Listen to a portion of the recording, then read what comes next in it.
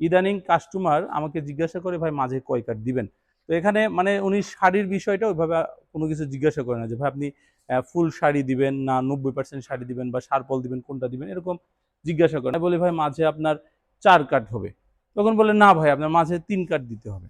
এখন দেখেন আপনার 3 কাঠে বানাই দিলে যে আপনার পাল্লা ভালো হবে এমন কিন্তু না। একটা তক্তা বের হইছে মনে করেন 12 ইঞ্চি। ওই 12 ইঞ্চি তক্তা যত বড় গাছেরই হোক, ওই 12 ইঞ্চি তক্তাতে মিনিমাম 2 সাইডে 2 ইঞ্চি করে পল আছে, 10 ইঞ্চি।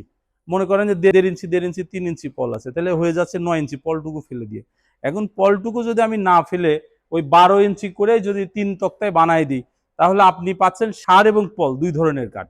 কিন্তু আমি যদি এই 1.5 ইঞ্চি 1.5 ইঞ্চি করে 3 ইঞ্চি ফেলে দিয়ে 9 ইঞ্চি কাঠটা ইউজ করি, 4 কাঠও ব্যবহার করি, তারপর আমার এটা হচ্ছে 100% শাড়ি কাঠ। তো কাস্টমার 100% শাড়ি 90% শাড়ি এটা বোঝে না। কেন বোঝে না? না বোঝার কারণ হচ্ছে যে ওনারা চিন্তা করে যে মাঝে কয় কাঠ, মনে করে যে মাঝে মনে হয় কাঠ কম দিলে আমার জিনিসটা ভালো হবে। তো আপনার বড় গাছেও সাইডে তো পল হয়, সাইডের পল ফেলে দিলে তক্তা চিকন হবে, এটাই স্বাভাবিক।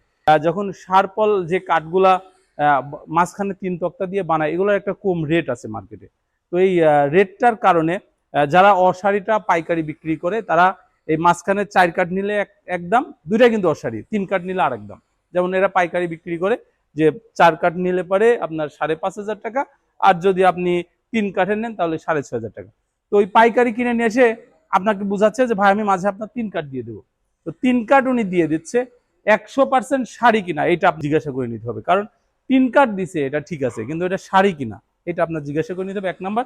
2 নাম্বার হচ্ছে 100% শাড়ি কাঠ হলে এটা কেমিক্যাল ট্রিটমেন্ট করার কোনো প্রয়োজন নাই, সিদ্ধ করার প্রয়োজন নাই। কারণ হচ্ছে যে 100% শাড়ি কাঠ যেটা, ওটা গুণ আসার কোনো সম্ভাবনাই নাই।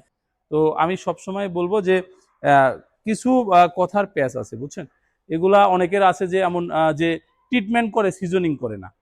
তো আপনি বলেন যে ভাই আমার এটা প্রসেসিং করা, তো হ্যাঁ, ও বলছে হ্যাঁ প্রসেসিং করা। ওর তো কেমিক্যাল ট্রিটমেন্ট করে, এটাও তো একটা প্রসেসিং। তুমি বলছে যে প্রসেসিং করা।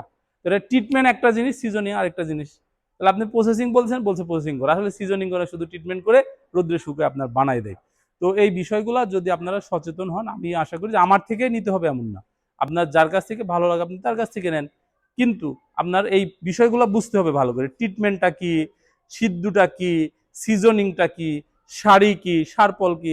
এখন তো অনলাইনে আসলে সবকিছুই বোঝা যায়, সবকিছুই জানা যায়। এগুলো আপনারা জানবেন, সঠিক জিনিস কিনতে পারবেন।